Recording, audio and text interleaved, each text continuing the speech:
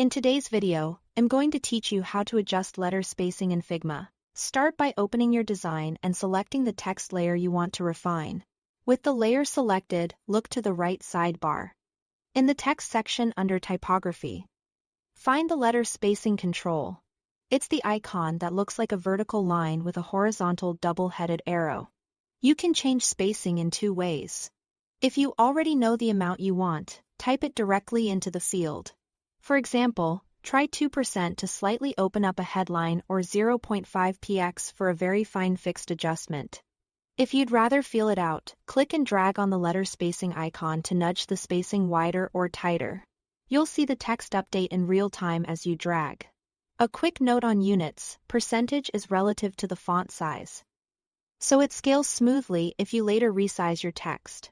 Pixels are absolute, which can be useful when you need a very specific, consistent gap regardless of size. Positive values push letters apart. Negative values pull them closer. Subtle changes, often just a few percent or fractions of a pixel, usually work best for readability. For rapid tweaks, use the keyboard.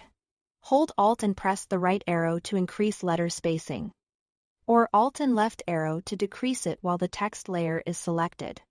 On Mac keyboards, the Option key acts as Alt. This is great when you want to make incremental adjustments without leaving the canvas. If you need to adjust spacing between just two characters, you can fine-tune kerning.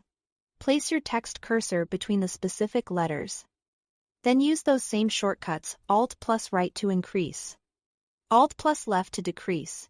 This affects only that pair, which is especially handy for headlines, logos, or any spot where certain letter combinations feel a bit too tight or too loose. That's it. Thanks for watching.